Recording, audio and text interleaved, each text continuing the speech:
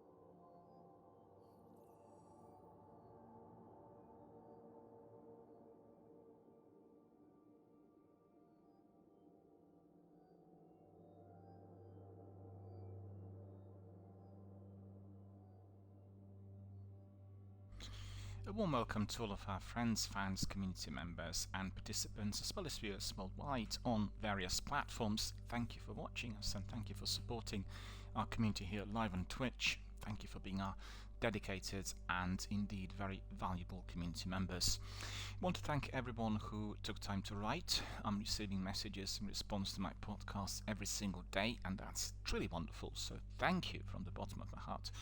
And we'll be looking at some of these questions very shortly. Firstly, I want to ask you, how are you all doing? How's everyone? In Britain, we vaccinated more than 31 million people already, so we are really progressing towards a much brighter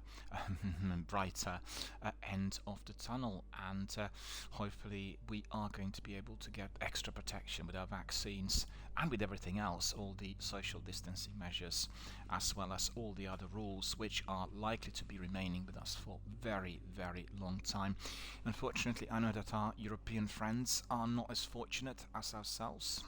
I could see from various news reports that the third wave of this absolutely ghastly deadly pandemic is in full force everywhere on the continent, and please do receive my deepest sympathies, and please make sure you abide by the rules. Wear that mask wherever you go. Do not rely on local government advice telling you whether you should or not wear it outdoors. Make sure you're protecting your own life, make sure you're protecting the lives of your loved ones, and make sure that you're not spreading the virus, because when you wear a mask you are not having 100% protection, but there are certain things that you are doing by wearing it. First of all, you're preventing your own droplets from being transmitted to others, which is extremely important if you happen to be an asymptomatic virus carrier. Secondly, you're preventing other droplets that come into your nostrils when you're talking to somebody from, let's say, 2 meters away. And thirdly, you are having then fairly good protection from anything which is not close quarters, and therefore I think it's a no-brainer. If you can get some protection from it, well, why not use it? So I just advise everyone to do it at all times, wherever you are. And I know that it could feel sometimes very uncomfortable, but just think about all the lives lost. Think about all these people that sadly passed away. In Britain, we had the greatest casualty rate in Europe, and therefore we've taken it with utmost seriousness. And I think the vaccination program certainly is giving us some benefits and ripening rewards. So I just want to see many more people vaccinated as soon as possible. We'll get back to COVID and the pandemic later in this broadcast, because I received some messages in response to my yesterday's stream, in which I talked about online activities and what I try to do as a broadcaster in order to support people who are shielding and suffering from lengthy quarantine or self-isolation. And we'll have a look at that later in the podcast. I mean, first of all, I want to ask everyone, are you all healthy, safe and well? Is everything fine? In our local area, we've had a number of very sunny, very bright, summery spring type days, and it was a bit uncanny that 2 days ago the temperature here was 25 degrees, which is really astonishing. It's the hottest temperature ever recorded in my local area, I think. And today, sadly, there was hardly any sunshine. It was a bit cloudy, a bit nippy, a lot of fresh air around in our local area, and about 10, 11 degrees, 12 approximately. So I went to our neighboring town earlier today to have my dinner, because I'm lacking that vitamin D. I've seen no sunshine or daylight for 6 months, and believe you me, when I look in the mirror when I'm outside, particularly if I look at myself with daylight, I can really see that I'm lacking it very substantially. So I will have to be going out every single day for a couple of hours to get some sun, to get some daylight, to bring myself back to normality, because also in addition to not having sunshine, I wasn't able to do swimming, which is extremely important for me, my overall health. You will be familiar with the fact I suffered from a dreadful virus in 2007, which left me partially disabled, and this virus was of a swine flu kind, which indeed in the noughties was causing a lot of difficulty to many people, particularly in the southern hemisphere. And I caught it when I was flying and on a flight, and unfortunately I did suffer tremendously. So can't be careful enough really with all the measures which are in place, and therefore I've been in isolation for almost 13 months. It's incredible living in North London suburbs, not being able to go to any of my local haunts and the usual places of interest. But that's just the way it is. I've not been on a bus or train, or not used public transport at all during the last year. It's the 13th month running already, and lots of other people in my neighborhood were indeed experiencing exactly the same. So it was a pleasant day. I went for a lengthy stroll. I had a very nice dinner, came back and prepared everything earlier for my podcast. I've done a lot of admin during this week, and therefore my podcast was delivered later in the day than usual. We had many screenshots selected yesterday for my Twitter, and we discussed some of them here. There's literally screenshots from all the games I played during the last few weeks. So very many, I think it was more than 100 I posted yesterday. And then I've also been archiving all of our streams. So I had a backlog of about a month and a half that had to go from Twitch to YouTube. So for all of you who are perhaps not familiar, every single stream I do here is basically then exported to YouTube, and therefore it stays there forever. So me as a content creator, I'm providing the entertainment for very many people who are participating live, but also to those members of our community who are living in different time zones and therefore always enjoy watching it through playback. So all of that is coming away, and all of our recent Apex and the Division, as well as all the other DRBMiller introducing streams are going to be there. And then I also played several games that were downloaded to my console. I think I told you last week I have established a new system in which I'm going to be trying out different games coming to Game Pass. There's so many titles being introduced, it's very hard to catch up unless you have a very clear, very straightforward system in place. And my old system, which was to be downloading some of the games from time to time, which were of interest, did break down completely, because suddenly I had so many titles to catch up, and there was too many titles and too little time, and overall my backlog was just growing. So what I'm doing at the moment is at any time when a new game is introduced, I'm downloading it to my console immediately, and on that day when it's fully downloaded, I'm trying it. I want to find out what the game's like. And I've done that yesterday with a game that's been introduced through Xbox Wire, and the game's called Narita Boy. So I read yesterday an article about Narita Boy that was given to us by the game director, and he said the game was really embedded in the era of 1990s, when we really kind of took off in a big fashion with computer games, and there were many references he mentioned to some of the Atari games, some of the old arcade style shooters like Space Invaders, and then also the old RPGs, which in fact would have been giving us really fairly basic graphics, but a lot of written content, plenty of story for us to enjoy. And it's interesting because yesterday I was also trying, and I talked about it, the game called Octopath Traveler. And Octopath Traveler looks very retro, but it has an abundance of content. There's so much story to soak up, and I think that Narita Boy is very much aligned with that sort of game, although Narita Boy is embedded within the era of sci-fi adventures like Battlestar Galactica, Star Wars, Wing Commander, and many other ones really of that era. So definitely a very, very interesting game. I've downloaded it, I had a look at it, and it really looks and plays beautifully well on Xbox. I've downloaded it off Xbox Game Pass, and I have to say there's just so many titles introduced. It's almost too many for me to digest, and I've listened to Larry and Jeff, who are also saying we're living in the best possible era for us to be enjoying games, but then we are kind of snowed under with all the titles.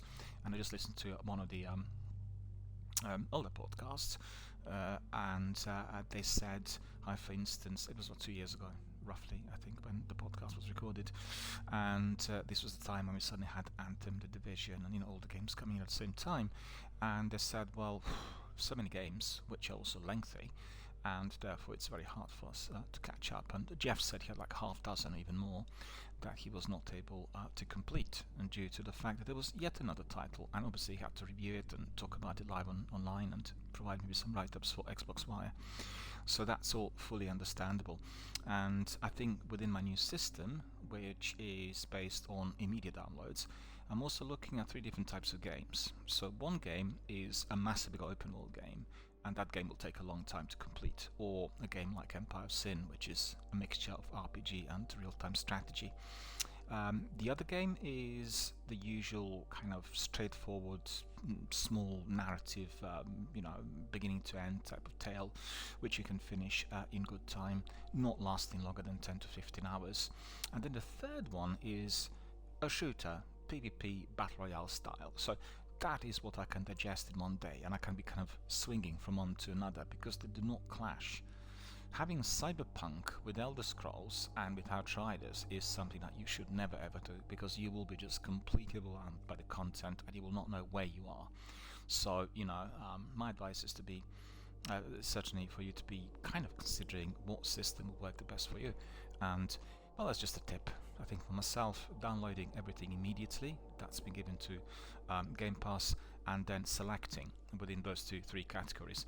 To be fair, not always will we get within, let's say, a dispatch of half dozen games, a 3 that will fit into these categories. We may have maybe 3 or 4 smaller games, 1 larger open world games, and then something else.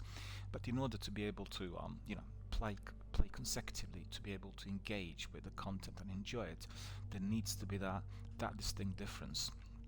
Otherwise, you're snowed under with facts, figures, characters, storylines, and you're just completely lost in a sea of information, and that's really not going to be doing any justice for anyone. Narita Boy is now live on Xbox Game Pass. You can download it, and anyone who loved the original Star Wars series on the old computers, which also are incidentally accessible on Game Pass as well as on PlayStation Now services, I'm sure you will really thoroughly enjoy it.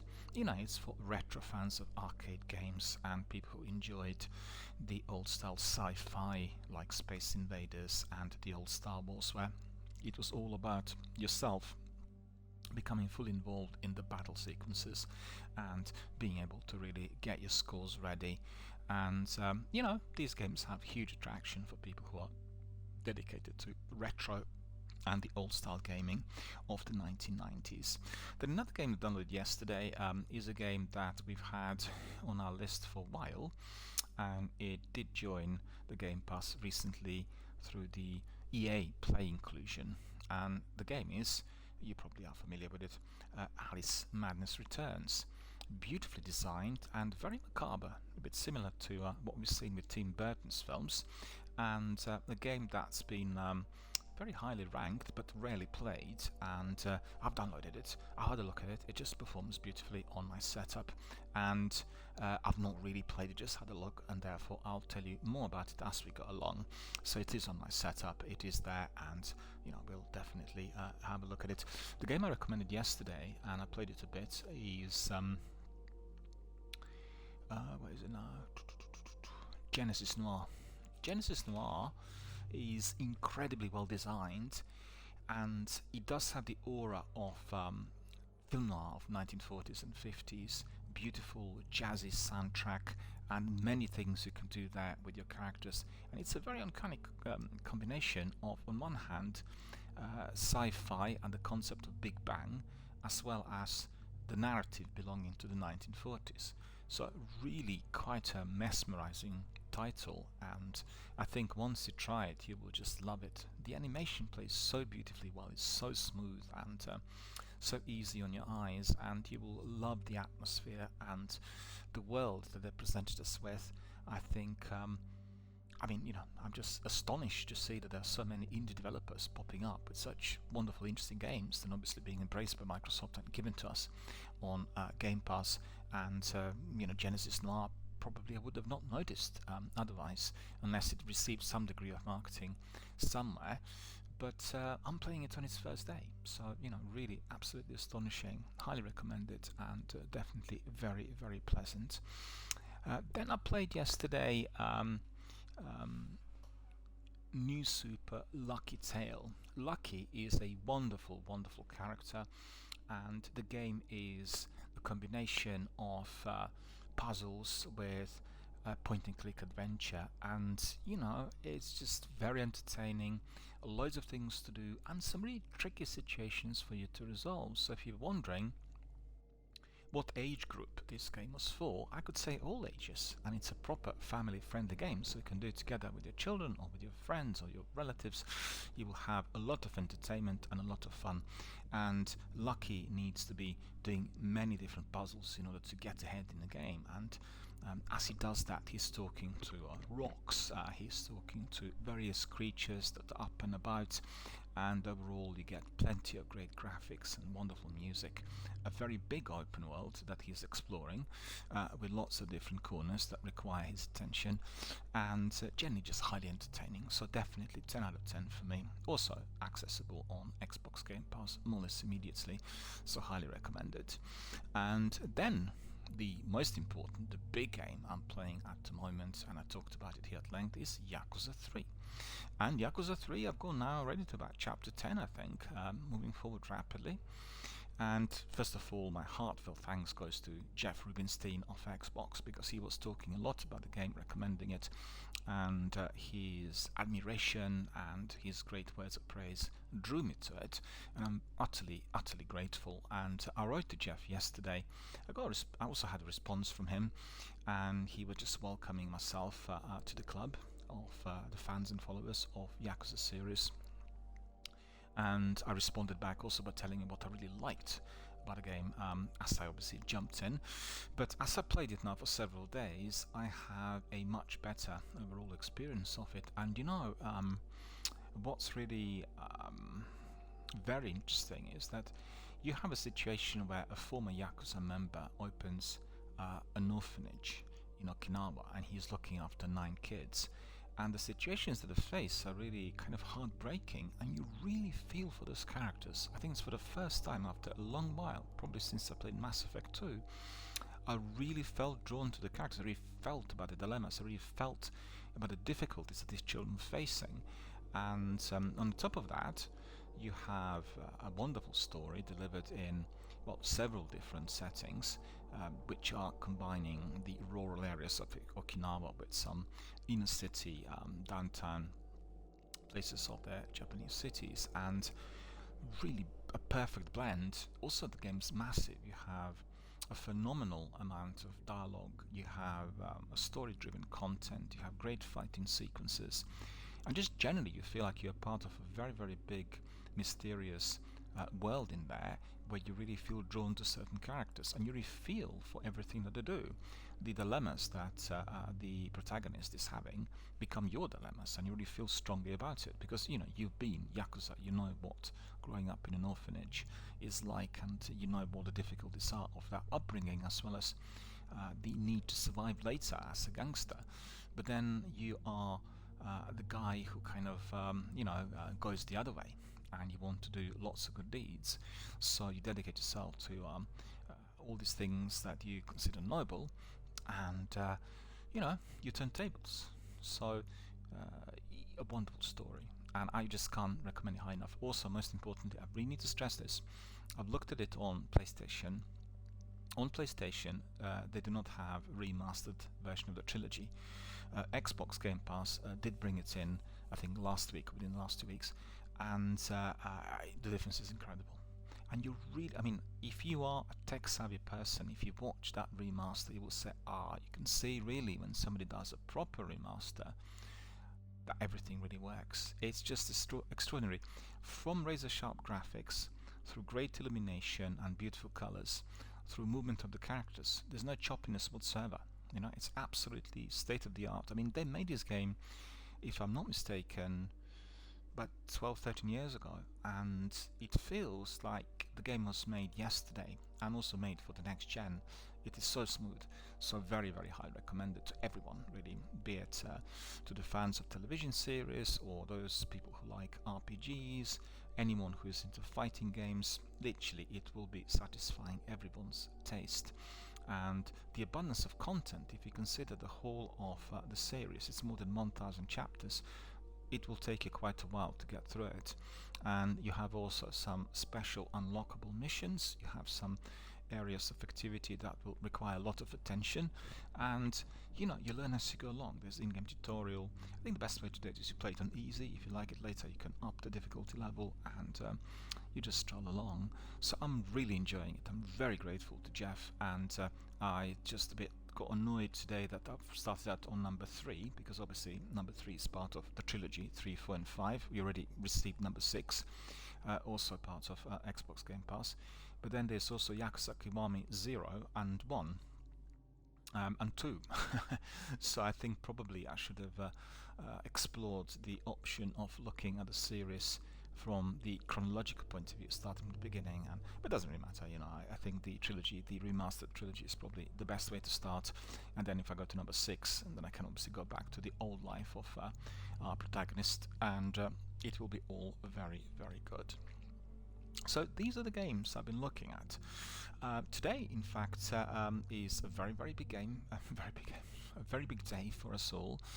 Everyone who is on Xbox Game Pass will know that it is quite a remarkable day, which will go down in history as the day where on Xbox we had for the first time a third-party game that was offered to us on the day of its release through the platform. So that's never happened before. We always had Xbox exclusives through Xbox Game Pass, right? And today we are getting a game that is being delivered and published by the developer is People Can Fly, a company based in Poland, and the publisher is Square Enix, obviously the company you're very familiar with Final Fantasy series.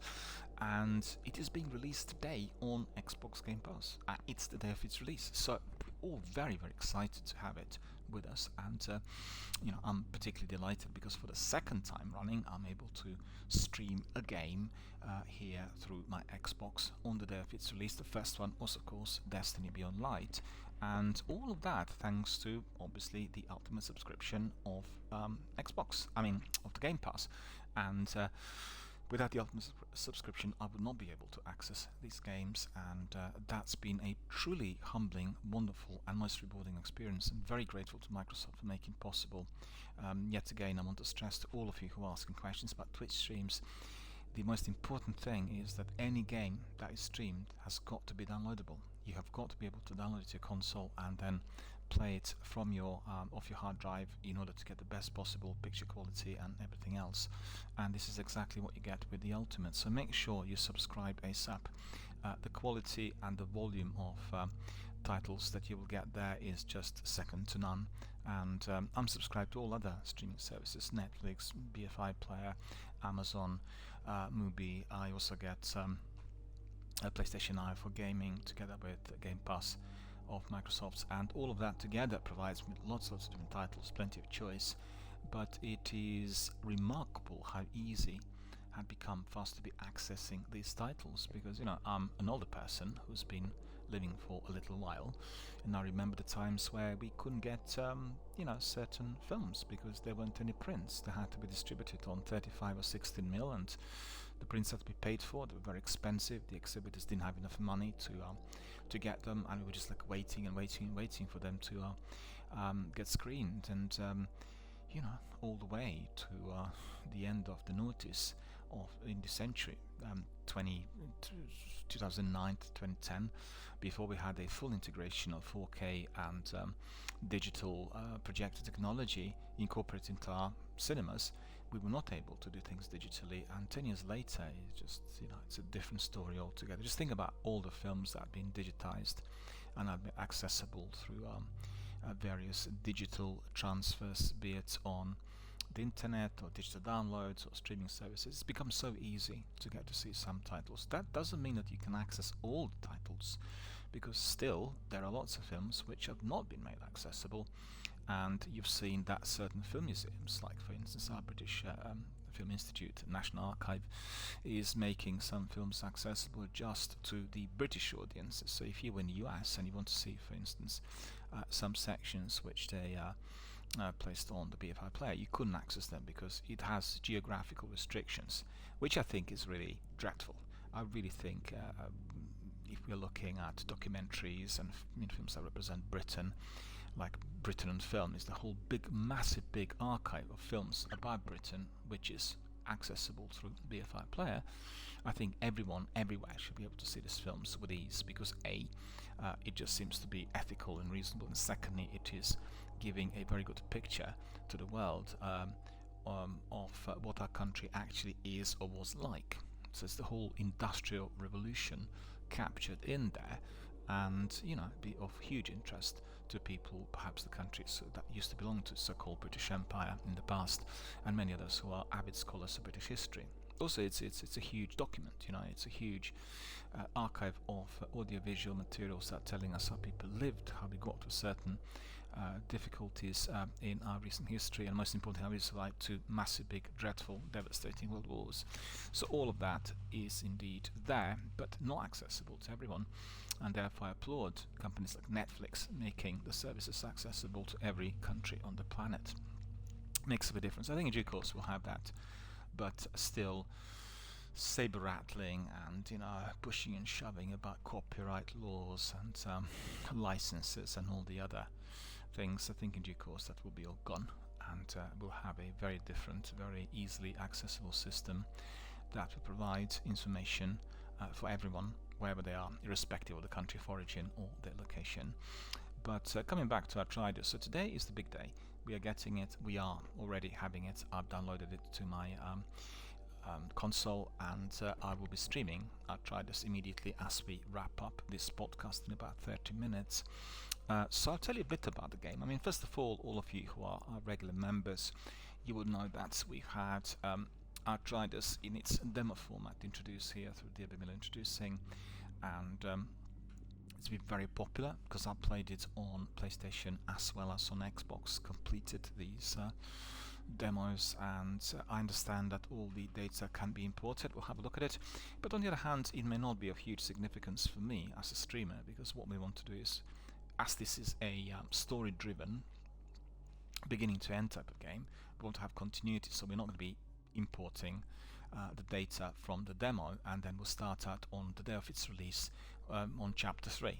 It just seems a bit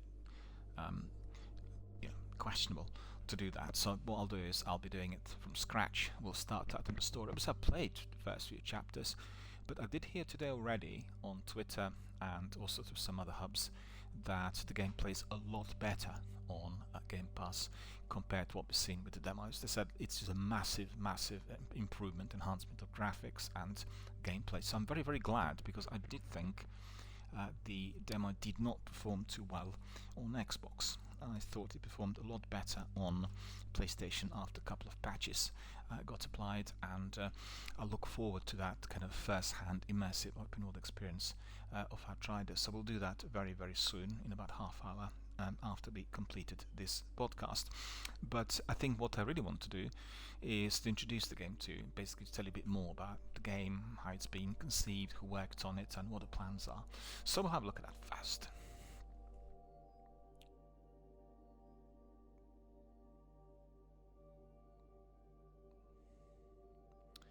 So first of all, Outriders is a cooperative role-playing third-person video game developed by People Can Fly and published by Square Enix European subsidiary. So it's been released today. Today's the big day, April the 1st, 2021, for Microsoft Windows, PlayStation 4, PlayStation 5, Xbox One, Xbox Series X and S, and Stadia. It's on Stadia as well. The director of the game is Bartosz Kmita. Writer is Joshua Rubin. Composer is Inon Zer. Engine used for the game was Unreal Engine 4, and genre is third-person shooter role-playing. So principally you can begin the game initially as a single player, because you've got to be completing the prologue. And once you complete the prologue, you can bring in your mates, and then the rest of the game is just to be done in a three-piece. So, as we've heard, a third-person shooter mixed with elements from RPGs. In the beginning of the game, players will create their custom characters and then choose from this. Each of them has unique abilities that the players can utilize. The four classes include the Trickster, which has the ability to manipulate time, the Pyromancer, which can manipulate fire, the Devastator, which can unleash seismic attacks, and the Technomancer, which uses turrets and other devices. So these special skills have a short cooldown time and can be combined with other skills for maximum effects. The game features a skill tree that allows players to unlock and upgrade their skills. Players can use different weapons such as shotguns and assault rifles to defeat enemies, and firearms can be customized with weapon mods. Players can also hide behind cover to shield themselves from enemy, though health will only generate if the player manages to hurt or kill enemies. In fact, that's very important. You will be losing your life quite a bit unless you are being engaged with sort of bang-on shots on the targets, and I find that to be very interesting, and also, I guess, for some people fairly challenging. And we've had lots of that in the course of our demoing of the game, and I think maybe a couple of times I lost my life, but otherwise I was very aware of the fact I needed to hit the targets, and I played it on the easy difficulty level, so there weren't any major obstacles there. Players can combat both monsters and human enemies, and as we progress the world level, the game's equivalent to gameplay difficulty will increase. So about 30 different tier levels. So it's not like 3 or 4, it's like 30. If the world level is high, it is most likely the player to get high-end loot from defeated enemies. Don't forget, what you cannot be changing in the game is the special abilities. So once you settle for Pyromancer, it's going to stay with you for the rest of the game. So principally, as you have 4 at present, it will ensure that you can really replay the game 4 times if you want it with these different abilities, and you can try obviously different things with them. And the other thing is you will get very high quality loot if you are hitting it on the level 30 of world tier difficulty levels. But then on the other hand, if you come across monsters which are very hard to defeat, you can always decrease the world tiers, and therefore it will be easier for you to progress forward unless you have a buddy fully on board. So the game really incorporates various RPG elements, and as the players explore, they can explore different hub areas, talk to NPCs, non-playable characters, and then complete also side missions. In cutscenes, a dialogue tree allows to decide the outcome of some conversations, though it does not really affect the story progression. So therefore, it's significantly different to Mass Effect, because in Mass Effect, depending on what you said, you will be getting a certain outcome. So you have lots and lots of different versions of certain situations that they say it is not going to be the case in here. The game can be played solo, but players can also complete the game together with other 2 players. For a streamer like myself, doing it with somebody else will have to be also a novel experience, because we have sometimes community members who've gone through the game and they'll just speedrun and destroy the experience of the game for us all. So I'm not going to be bringing in anyone initially, because I want to have a leisurely stroll to the game, and then later, if we are to do the replay, we can easily bring people in. So it's a lengthy story in there, but I'm not going to be providing you with any spoilers. I mean, principally, we simply have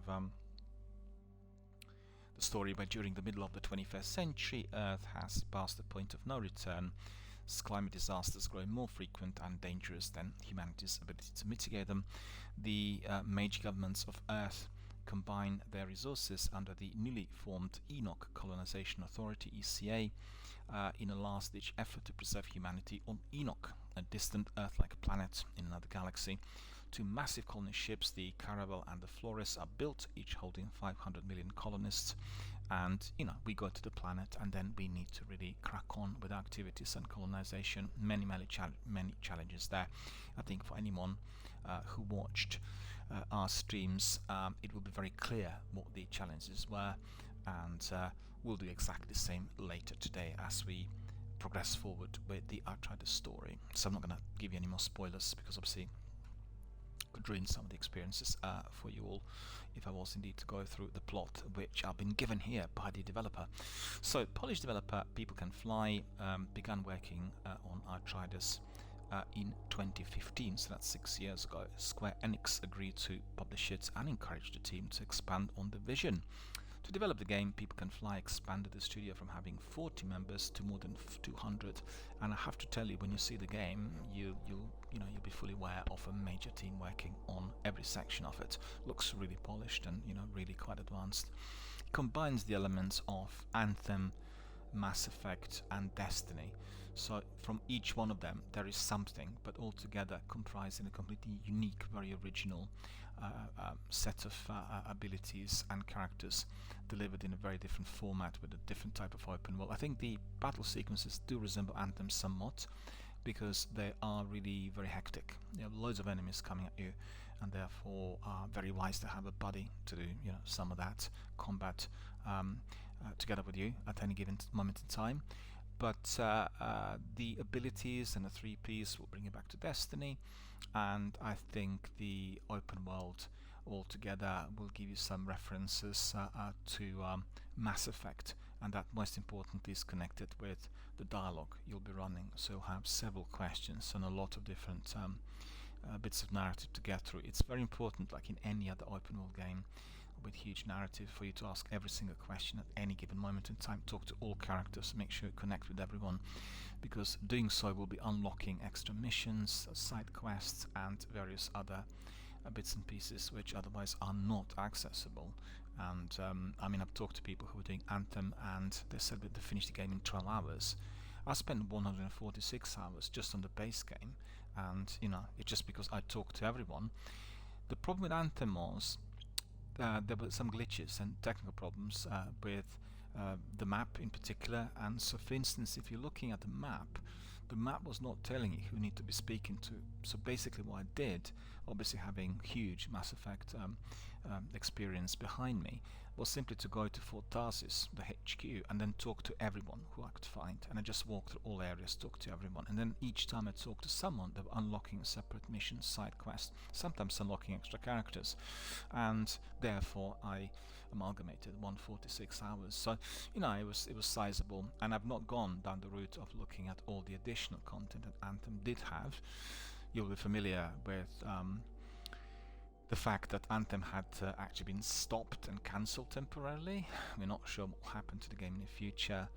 In view of the pandemic, they couldn't really anymore spend time working on all the other things which they said were to be given to us, and the team's been basically brought into the other two sections that are presently dealing with Mass Effect, the next installment, and also Dragon Age 5, I think it is. So, is it 4 or 5? I lost the track. But definitely they're all working on other games at present. They talked about Cataclysms, which were a bit like raids, and they talked about lots of new content and Anthem reboot. None of that is happening at the moment. Anyway, we are getting Outriders, so that will be good enough for us. So as we said, they engaged more than 200 members to work on the game, and Outriders gameplay revealed caused critics to compare the game to other live service games such as Destiny and Tom Clancy's The Division. But People Can Fly affirm that Outriders is not a live service title like The Division, and that it was a game that players can start and finish. The game was designed with cooperative gameplay in mind, though the team put a lot of emphasis in writing the story, and with the lead writer Joshua Rubin comparing it to Apocalypse Now and Heart of Darkness. That's very interesting. I didn't get this flavour, I have to admit, after playing the demo. The game's narrative features a much more serious tone than Bulletstorm, as the studio wanted to prove that it can also write a mature story. They also worked on Bulletstorm, you recall, and also on Gears 4, I think. On May the 16th of 2018, Square Enix announced that they will be publishing the next title from the company. People Can Fly announced at E3 2019. The game is set to be released for Stadia, for Microsoft Windows, PlayStation 4, 5, Xbox One and Xbox Series X on April the 1st, after being delayed from its late 2020 timeline due to impacts from the ongoing COVID-19 pandemic. And they also released the game demo in February of this year, and it was very, very popular. More than 2 million people played it, and that was really despite all the bad reviews that the demo was receiving from the major online video gaming hubs. They all gave it like thumbs down, and I was completely, flabbergasted by what I've heard, because they were inventing statements like dialogue's very poor, such a poorly written story, and you don't even know what the story is. You're playing first couple of chapters and the prologue, and there was a lot of things said about its technical side, and generally just felt almost like they were completely biased towards the game. But the gaming community did not take note of that, and everyone absolutely loved it and enjoyed it. So if you went to Twitter or Reddit, you would have seen hundreds of thousands of positive comments and views, and I was obviously one of these guys as well. I really jumped on what Eurogamer said, because Eurogamer is a really good publication, and the editor wrote such lots of criticism directed at the developer and the game, indicating that this game was just like something made in 2000 and belonging to old gen, poorly written, awful quality graphics, no gameplay, nothing interesting there, very repetitive. It was just utter nonsense. I asked him, I sent him a message saying, what game did you play? You must have played some other game, not Outriders, because we loved it. I mean, obviously you can say that you perhaps disliked the story, but to say that the game was badly written just after you watched the demo is utterly ridiculous. And there was nothing badly written about the dialogue in that I've seen in the demo. Alright, so these are the references. This is all I want to tell you about Outriders. Certainly I'm absolutely delighted and really excited to be able to stream it very, very shortly after 8 o'clock today on my channel. And we are going to be having a regular Outriders stream, which means similar to Destiny, we'll play it back to back. Once we completed it on one character, on one special ability, we'll migrate to another, and then we'll migrate to the third one. We want Outriders to be blending in perfectly with other big games here on the channel, most notably Destiny 1 and 2. And we all very fitting maybe to throw in Anthem in between, and then also enjoy Mass Effect Legendary Edition, so have like a proper sci-fi selection here on the channel. I just think that sci-fi gaming is, for myself personally, one of the most immersive parts of the industry, and I always really adored sci-fi because it gives you this aura of massive big fantasy world, and you can enter at any time and just get lost and forget about all the world's ills in order to enjoy the activity. And I think Outriders is certainly very, very close to all the other games I mentioned, notably Destiny and Anthem, and it will be a perfect companion, for us all. Alright, so let's see what else we've got here. We are going to be getting more freebies this weekend on Xbox, and that itself is yet again truly exciting. Very grateful to Microsoft for providing us with all the freebies. Free play days this week will give us the Elder Scrolls Online Tamriel Unlimited, then we'll get Hunt Showdown, and we'll get Steel Rats. So really it is going to be a very, very busy and very hectic and thoroughly erratic and hugely enjoyable weekend, as we are getting those three major games on top of everything else that we've got here. So Elder Scrolls Online is a massive, massive big open world game. You can really try it at any time and enjoy all the activities there with your friends, family, and everyone else. You're just getting so many different quests and sub-quests, and the open world there is almost infinite. And I've also read today that they will be doing some reworking on the graphics, so we'll have probably anything between 80 to 120 FPS delivered through Xbox Game Pass on the next-gen console, and that's truly formidable.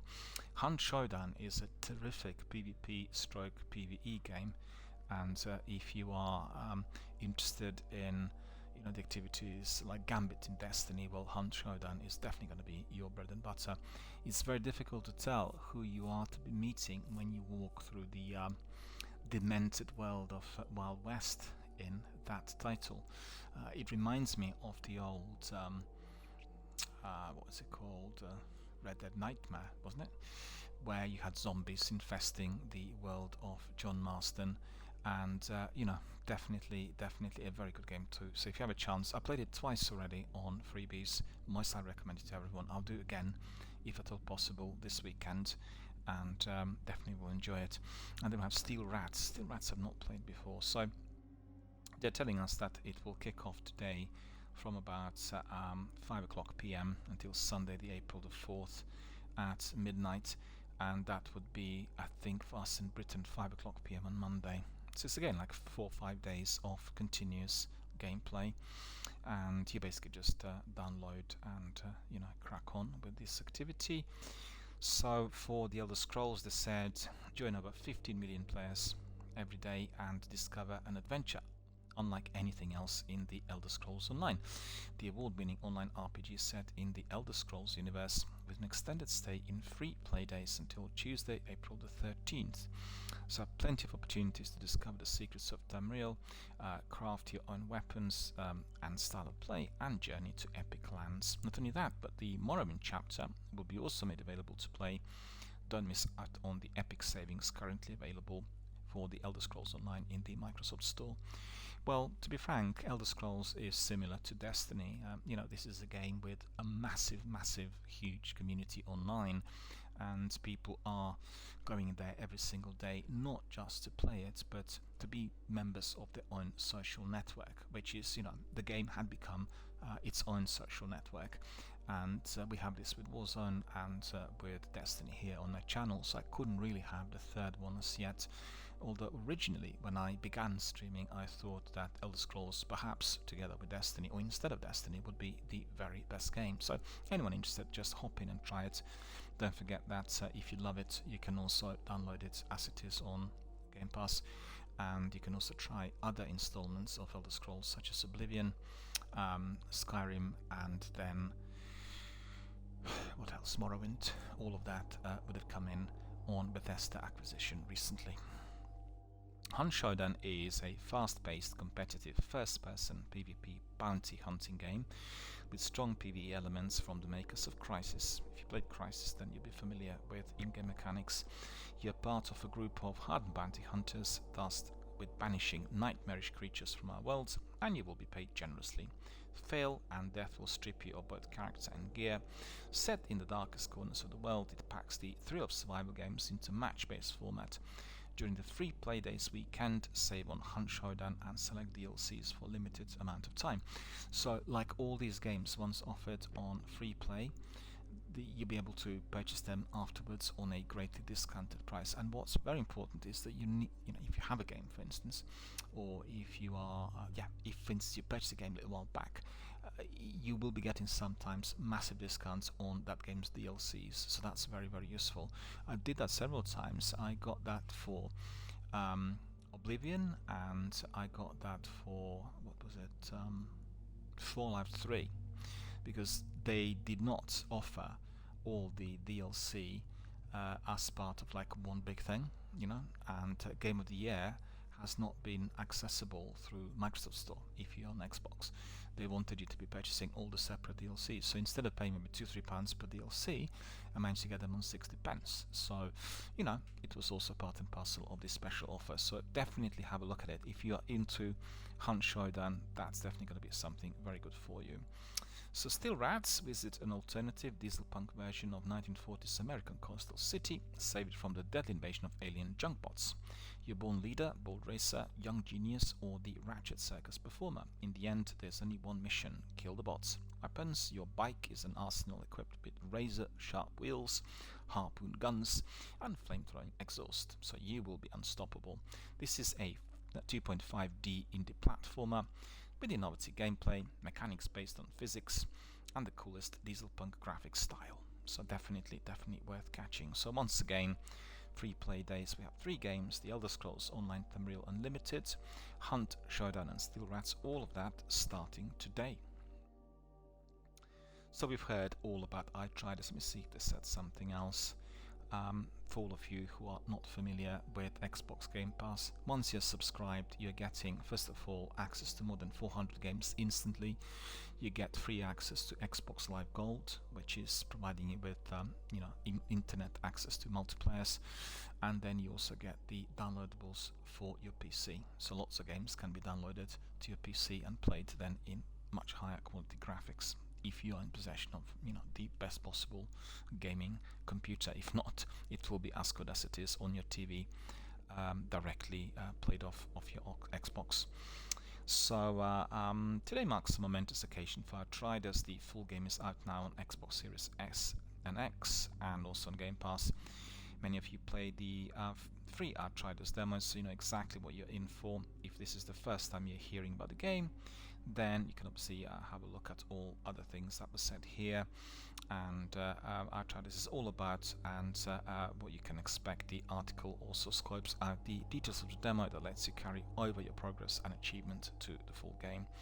So we need to see really how to do that. So the Outriders are obviously here with us, and Xbox team have put together the 6 C's to keep in mind as you continue your journey across the planet Enoch. So carry over your characters and progress. Your demo progress and characters will be waiting for you when you launch the game.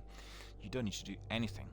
If you'd prefer to change your character appearance, do not forget that you are also able to do that in the town hubs. No need to start over. Then check your stash. If you pre-ordered Outriders, make sure to check your stash for the Hell's Ranger bonus equipment.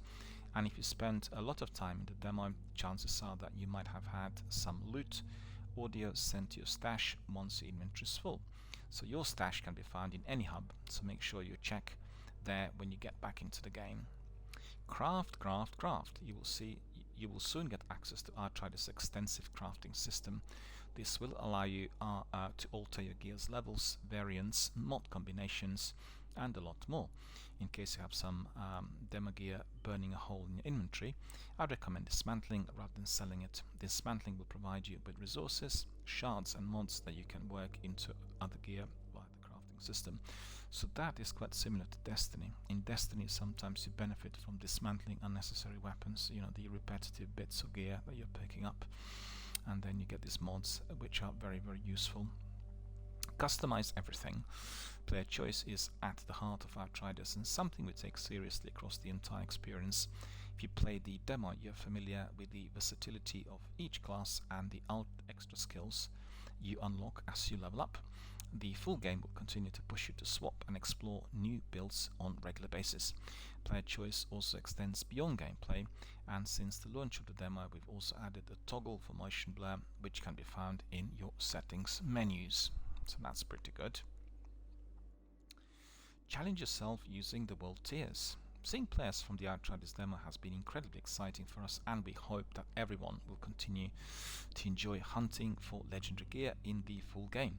Now you'll be able to crank your world tier even higher, so long as you're able to survive in it. Pushing a world tier will indeed increase your chances for rarer loot, but it will also bring with it greater difficulty and harder enemy encounters. Don't worry if you spend some time at a certain world tier level, or even if you prefer to play at a lower world tier, that's just completely normal.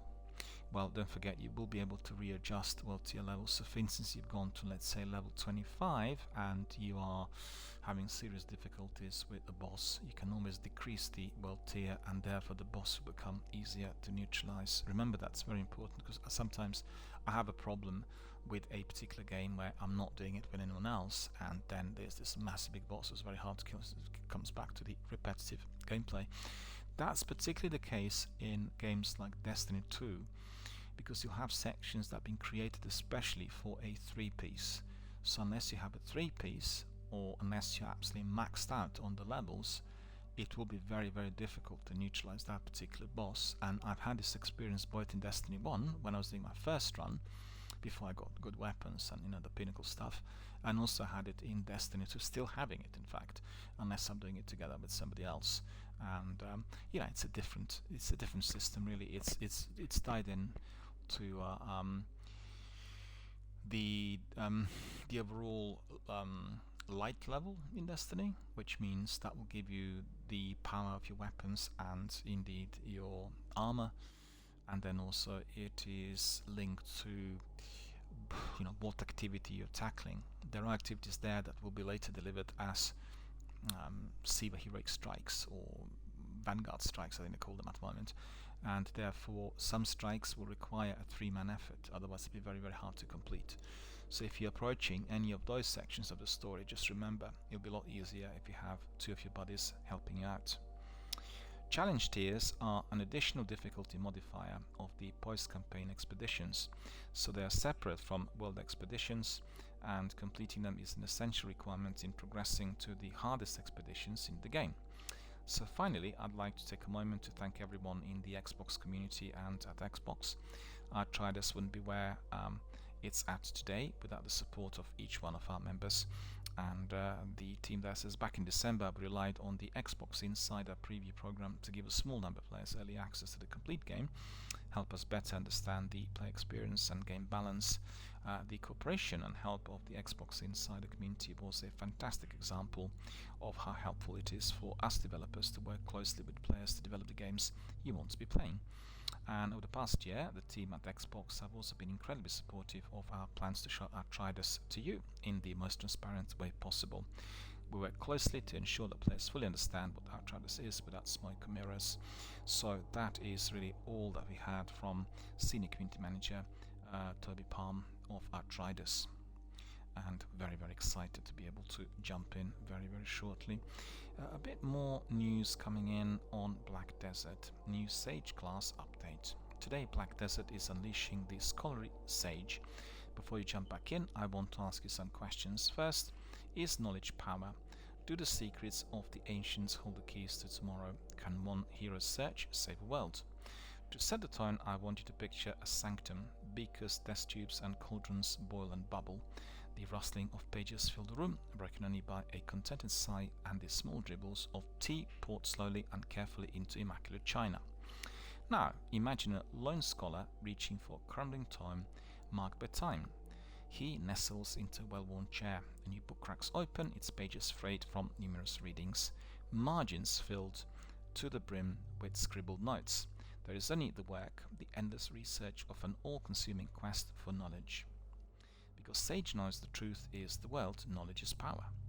For 49 years this has been the solitary existence of Sage, pouring through ancient texts and scrolls one by one, reading and rereading, searching furiously for any scrap of knowledge that may have eluded his fastidious study. All this in preparation for today.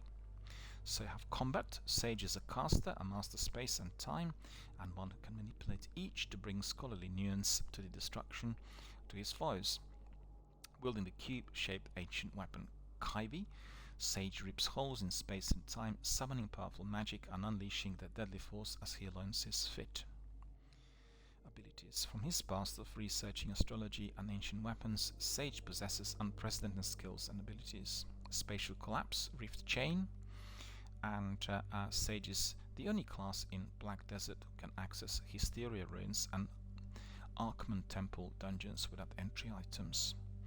And then we're going to have also Black Desert Xbox events. Huge rewards are waiting for adventurers who play Sage on Xbox. By completing Sage's quests, adventurers will get great rewards such as the 7 days value package, Eye of Wise, a Toxeration Chandelier and Trainer's Flute. So really I need to be downloading Black Desert and trying it. In fact, we may have to have that next week. We can do Black Desert together with Bless Unleashed and then get some of the rewards that were given to us. As Bless was also celebrating its first year anniversary, so I need to keep this in mind. Pearl Abyss has also dropped the ancient Kyvie into hunting grounds. Adventurers lucky enough to track him down will receive an enormous bluff of 300% more skill XPs and 100% combat XPs when they encounter ancient Kyve, who will be appearing randomly in the hunting ground. Special rewards for adventurers who manage to grow Sage level 62 before April the 28th. Well, that's a bit tight. Like highly sought after items for crafting and character enhancements such as Crone Stones, Advisor Bulks, Gold Bars, Artisan Memory, Layla's Petal, and Shakata's Rare Chest. So please don't forget you can play Black Desert with the awesome new class Sage on Xbox Game Pass. See you all in Ruins and Temples Adventure. So that's wonderful news. I played Black Desert a bit really on Xbox and thoroughly enjoyed it. They have also wonderful customization for your characters. I did feel that the story and the action was slightly disjointed, but the action was very enjoyable and there were lots of quests and tasks for you to complete. So having extra events and extra rewards will be definitely of interest to me.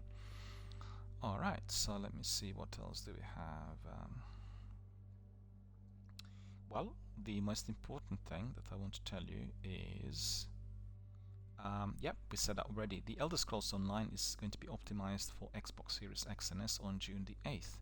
And to be frank, some of the graphics on its most recent setup, I believe, were looking a bit non-next gen. So that is probably the reason as to why they're polishing up. And otherwise, Elder Scrolls Online looks really wonderful. Arriving June the 8th as a digital download, the Elder Scrolls Online will be optimized for the next-gen consoles, will utilize the native power of the consoles to dramatically boost the game's fidelity and performance. These visual enhancements include improvements to the game's draw distance, and then reflections, lighting, and a lot more. When running in performance mode, Xbox Series X and S players can even run the game at 60 frames per second. Thanks to smart delivery, this major overhaul to the game's visuals and performance will be 100% free for all players who make the move to the powerful Xbox Series X and S consoles. The optimized version of the game arrives in tandem with the Blackwood chapter, an update 30 on June the 8th, but you can begin the story that takes you to the new zone and adventure right now with the launch of the Blackwood prologue. Free for all current ESO players, this prologue questline will have players team up with the Ebony Sharp Arrow and the Dremora Lyranth to investigate the operations of a new cult. What you uncover in these two new quests will set up your adventures in Blackwood and the rest of the gates for Oblivion storyline. The Elder Scrolls Online Blackwood is this year's major chapter release and features a new zone to explore, new stories to experience, and introduces the new companion system, allowing you to explore Tamriel with an NPC who will fight by your side and have their own unique character and guests. Free play days and sale. Thinking about exploring Tamriel for the first time? Well, you can obviously do it right now, live until April the 13th. You can also get access to the ESO base game, including 23 zones, 4 classes, the main storyline, and then you can also crack on with the adventures. Finally, should you wish to continue your story beyond the free play days event, you can also pick up the base game and last year's Greymore chapter, part of the Dark Heart of Skyrim adventure. Well, that's something I wanted to play already last summer, but for whatever reason I didn't really get to it. And wow, just think about it. Outriders coming out today. We are starting out with our brand new AAA blockbuster stream here, Outriders on the DRBMiller channel. Then we have Black Desert Online with all the inclusions, newbies. Then we have Elder Scrolls. Then we have Black Desert. Good God, there's too many titles. And it's very hard to finish everything because obviously these games are time consuming and we need to be living it every single day, 24/7, to be able to get through, right? The last bit of news I have for you today is linked to the presentation we watched last week, and that presentation was ID at Xbox, Independence at Xbox to be precise. One of the trailers that caught my eye was Exomecha, and it really looked like a version of Halo, one way or the other, with its activities and a character looking like Master Chief and everything else. So principally, the game will come to Xbox Series X and S and Xbox One in August of 2021. And they said the clock's ticking and everyone's excited to announce that Exomecha, a free-to-play online competitive first-person shooter, has introduced its new trailer, and our game will be available in August of 2021 on Xbox platforms. So learn more about Exomecha if you wish through Xbox via post, and also there's a lot for you to enjoy if you sign up for the beta at exomecha.com. I think I will do that. I need to write this down. I need to write this down in my notebook. I want to try Exomecha beta, and maybe we'll get some extra goodies. You know, the benefit of doing alphas and betas, you always will get something together with them, like a reward, which can be imported to a full game. So that I really quite like. And now get ready to learn a few more details about Exomecha. First of all, we have fully customized class systems. So you have the ability in class system. Our players will have full freedom to create the character builds as desired to fit the playstyle. Exomecha's class system will determine how many abilities, weapons, gadgets and tacticals you can equip. Then you have, for instance, if you want to focus on 2 active abilities, you can have them. You must be dropping one of your weapons and all of your passive abilities. Each choice will have different penalties to balance your character build. Improvise, adapt and overcome. Even in the middle of a battle royale game, players will be able to customize the characters to adapt the flow of the game. Passive and active abilities are the essential elements of this customized class system. Players can choose the abilities according to the position they want to be in terms of playstyle, passive or aggressive, and conveniently transfer the playstyle into the game. So, why is everything chrome and shiny? We wanted 80s and 90s vibes. To be honest, after adding a single chrome mech to our game, we wanted everything else to be chrome as well. As a bonus, we will not have any player visibility issues, so everything is really quite bright. The fact is, it does look like Halo. In fact, I really do think so, and quite look forward to seeing that new trailer, and I'll definitely sign up for the beta. The list goes on and on. They have also some other things with vehicles, and they're very flexible to use. It says in addition to mechs, you will be able to use other 5 vehicles to navigate across Omeka: quad bike, jeep, heavy tank, spider tank and helicopter. I think our friend Carter will love this because he likes driving cars and helicopters, and in here there's going to be 5 different types of vehicles, so that's really good. Then you get the grappling hook, you get a quad bike, jeeps, a mounted turret in the backs, and you know, all with a spider tank, all sorts. As for the helicopters, they're very fast but also very fragile. They're very effective against enemy tanks, so it's best to categorize them as high risk, high reward type of vehicle. So a lot more will be coming on the wire, that is Xbox Wire, linked to the information on Exomecha. So if you're interested, definitely make sure you read that information, and I think I'll do beta and subscribe to it, and then I will also do DRBMiller introducing stream, because I think amongst the trailers I watched, 60 or more during that presentation, Exomecha did catch my eye. It was one of the first in that presentation, and it just seemed very interesting. You know, it's a battle royale game. It's free to play, free to download, and definitely we are all very much looking forward to it. So these are the news, my friends. I mean, my goodness, it's been absolutely packed out with news today, and I'm aware of the fact we've already gone over time, and I wanted to talk to you today about online activities during COVID pandemic, but I think in view of everything today in my podcast being sort of dedicated to Outriders, I will leave that for tomorrow. So tomorrow we'll have a large section in the podcast dedicated to all that I personally have been doing online in order to support our fight against the pandemic. Basically, I'll describe our online services and how our community work together in order to deal with our fears, anxieties and difficulties faced by self-isolation and spending so much time indoors during the last 12 months. And we'll be looking at some maybe ideas and some tips and tricks for others to apply, because don't forget, we are very, very far from the pandemic being fully over, and we indeed vaccinated more than 30 million people in the UK, but it is likely that the pandemic will be persisting for quite some time everywhere worldwide, and therefore we still will be able to use the same support mechanism live online in order to provide assistance and space and time for everyone else who wants to talk, connect, make new friends, and again feel liberated from all the current constraints. What better way to do that but through video gaming live online, and through one of the games like Destiny, Warzone, Apex, you know, the big ones I've tried us now, that are also like a social network in itself, you know. And I miss really my daily sessions with Paphos, Spurs and Carter. I've not had them now for a few weeks because I'm on a break, and you know, just like you really feel the absence, just because it's, you're not having these sessions every single day after having them for 6 months, and I miss all the chats and all the fun that we'd had. And I think we are going to be reconnecting very, very well once we are fully back. And that's just one of those things that indeed we provided here during the last year. I think the year has been dedicated to 2 separate gaming communities in order to tackle COVID pandemic.